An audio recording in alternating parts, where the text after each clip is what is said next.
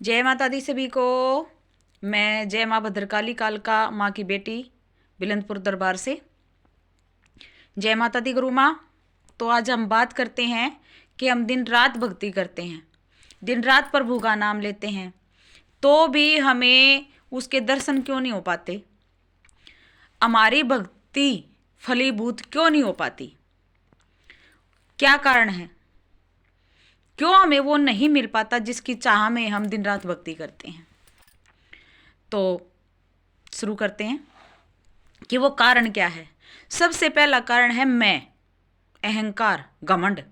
जब तक हमारे अंदर मैं है, अहंकार है, वो किसी भी चीज का हो, भक्ति का ही क्यों ना हो, कि मैं तो बहुत बड़ा भक्त हूँ, दिन रात भक्ति में लगा रहता हूँ, दिन रात माई के ध्यान में, अपने इष्ट के ध्यान में लगा रहता हूँ। जब तक वो अहंकार है, वो घमंड है, तब तक हम उस भक्ति के रास्ते पर नहीं चल सकते। हम किसी के प्रति अगर ईर्ष्या रखते हैं, किसी को देख के हमारे अंदर जलन होती है, हम दिन रात भले ही भक्ति कर लें, अगर ईर्ष्या और अहंकार हमारे अंदर है तो हम भक्ति के रास्ते पर चल ही नहीं सकते। भगवान नहीं कहता, कोई भी शक्ति नहीं कहती कि दिन रात तू भजन कर, नहीं कहते। वो तो ये कहते हैं कि मेरे नाम का जो समय दे रहा है वो चाहे 2 मिनट ही क्यों ना हो, लेकिन वो सिर्फ मेरे नाम की हो। क्या करते हैं हम? दिखाने के लिए भजन कर रहे हैं कि हाँ माला जाप पर बैठा है, ध्यान में बैठा है, भजन कर रहा है, भगवान की भक्ति कर रहा है, लेकिन ये शरीर, आत्मा कहाँ होती है हमारी? किसी की कहीं आत्मा जा रही है, किसी की कहीं आत्मा जा रही है, किसी की कहीं आत्मा जा रही है, उसको हम भजन, भक्ति, ध्यान नहीं कह सकते। तो ये व्यर्थ है।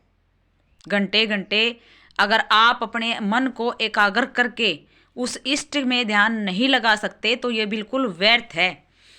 तो ध्यान की तो चाहे 2 मिनट ही क्यों ना हो, अपने ध्यान को एक जगह एकाग्र करें, दूसरों के प्रति ईर्ष्या करना बंद करें, अपने मन से अहंकार को निकालें। ऊपर वाले ने जो कुछ आपको दिया है, चाहे वो नमक के साथ है, चाहे वो पनीर के साथ है, उसमें ही खुश रहें, तो ईश्वर आपको मिल सकता है। तो अपने अंदर की बुराइयों को खत्म करो, क्योंकि भगवान तक पहुंचने में सबसे बड़ा जो दुश्मन है हमारे शरीर के अंदर के विकार हैं। उन विकारों को खत्म करो। भगवान नहीं कहता कि पूरे दिन मेरे नाम की माला जपो, नहीं। वो तो ये बोलता है कि तू जिस घड़ी मेरे को याद कर रहा है उस घड़ी सिर्फ मेरे को याद कर।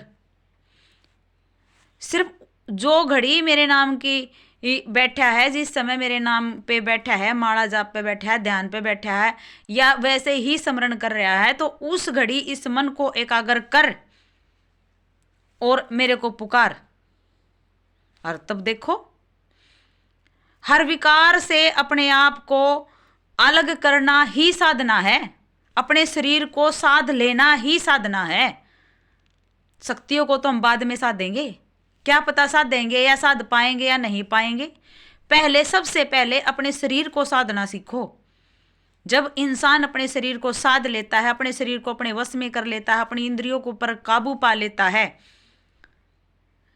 उसे समाज से कोई फर्क नहीं पड़ता कि समाज में क्या हो रहा है, कोई क्या खा रहा है, कोई क्या कर रहा है, कोई क्या नहीं कर रहा है, क्या कोई मेरे बारे में क्या सोच रहा है। तब वो भक्ति के मार्ग पर बढ़ता है। नहीं तो ऐसे माला ठाकर घूमने से भक्ति नहीं मिलती। तो सबसे बड़ा भक्ति के मार्ग में सबसे कठिन जो परिस्थितियां पैदा होती हैं वो हमारे शरीर के विकारों के कारण होती हैं।